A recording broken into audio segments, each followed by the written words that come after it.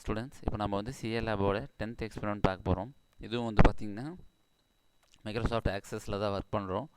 இதில் வந்து பார்த்திங்கன்னா உங்களுக்கு வந்து சிலபஸில் எப்படி கொஷின்ஸ் கொடுத்துருப்பாங்கன்னா, ஸ்டூடெண்ட்ஸ் வந்து அவங்களோட ரெஜிஸ்டர் நம்பர் மார்க்ஸ் கொடுத்துருப்பாங்க. இல்லை சில சமயத்தில் கொஷின்ஸ் வந்து பார்த்திங்கன்னா ஒரு கம்பெனியில் எம்ப்ளாயிஸ் இருக்காங்க, அவங்களோட எம்ப்ளாயி டீட்டெயில்ஸ் ப்ளஸ் அவங்க எவ்வளோ சேலரி வாங்குறாங்க அந்த மாதிரி டீட்டெயில்ஸ் கூட கொஷின்ஸ் கேட்பாங்க. ஸோ நான் உங்களுக்கு வந்து இப்போ எக்ஸ்பெரிமெண்ட் எப்படி செஞ்சு காமிக்க போகிறேன்னு பார்த்தீங்கன்னா ஒரு எம்ப்ளாயி டீட்டெயில்ஸ் மாதிரி காமிச்சிருக்கேன். ஸ்டூடெண்ட் டீட்டெயில்ஸ்னு கேட்டாங்கன்னா இப்போ ஸ்டூடெண்ட்ஸ் ப்ளஸ் மார்க்ஸ் அந்த மாதிரி கொடுத்து என்ட்ரி பண்ணுறோம். இப்போ நாம் எப்படி டெவலப் பண்ணியிருக்கேன்னு பார்த்தீங்கன்னா எம்ப்ளாயி டீட்டெயில்ஸ் கொடுத்து டெவலப் பண்ணியிருக்கேன். அது எப்படிங்கிறத இப்போ செஞ்சு காமிக்கிறேன் பாருங்கள். ஆல் ப்ரோக்ராம்ஸ், மைக்ரோசாஃப்ட் ஆஃபீஸில் ஆக்சஸ் 2007 இதில் போய்ட்டு எம்ப்ளாயி டீட்டெயில்ஸ் இருக்குது. இதை கிளிக் பண்ணிங்கன்னா இதில் பாருங்கள் பேரோல் டேபிள். இந்த டேபிள் வந்து பார்த்திங்கன்னா எப்படி டிசைன் பண்ணுறது லாஸ்ட் எக்ஸ்பெரிமெண்ட்லேயே உங்களுக்கு சொல்லியிருந்தேன். சரியா, நேமு போன எக்ஸ்பெரிமெண்ட் இருக்குல்ல, எக்ஸ்பெரிமெண்ட் 9th எக்ஸ்பெரிமெண்ட்லேயே வந்து எப்படிங்கிறதெல்லாம் ஃபுல்லாக டிசைன் பண்ணி சொல்லியிருப்பேன். இதில் ஃபுல்லாகவே வந்து பார்த்திங்கன்னா என்ன சொல்கிறது நேம் அப்படிங்கிறது ஃபீல்டு கொடுத்துருவோம். அது டேட் ஆஃப் பர்த்னு கொடுக்கும்போது நம்ம வந்து என்ன பண்ணணும், டேட் ஆஃப் பர்த்துங்கும் போது அங்கே வந்து டேட்டு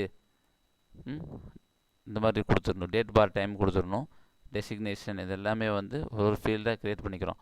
அதுக்கப்புறம் பார்த்திங்கன்னா என்ட்ரிஸ், இது எல்லாமே ஆல்ரெடி நான் என்ட்ரிஸ் போட்டு வச்சுருக்கிறதுனால உங்களுக்கு ரொம்ப சிம்பிளாக இருக்குங்கிறதுக்காக தான் கொடுத்துருக்கேன். ஸோ வந்து பார்த்திங்கன்னா டிபார்ட்மெண்ட், டெசிக்னேஷன், அப்புறமா வந்து பார்த்திங்கன்னா ஸ்டாஃப் மெம்பர்ஸ், டேட் ஆஃப் சரியா ஜாயின், அதான் வந்து பார்த்திங்கன்னா டிஓஏ, டேட் ஆஃப் டிஓஏ அப்படிங்கிறது பார்த்திங்கன்னா டேட் ஆஃப் அட்டெண்டட்.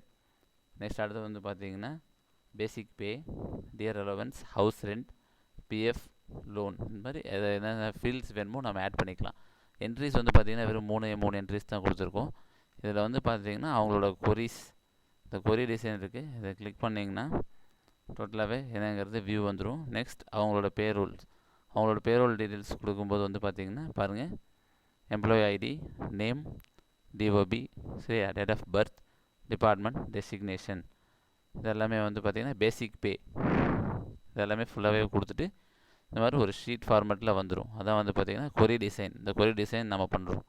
ஓகேவா, இதை ஃபுல்லாக பார்த்திங்கனாவே வந்து உங்களுக்கு ஒரு ஐடியா கிடச்சிரும்.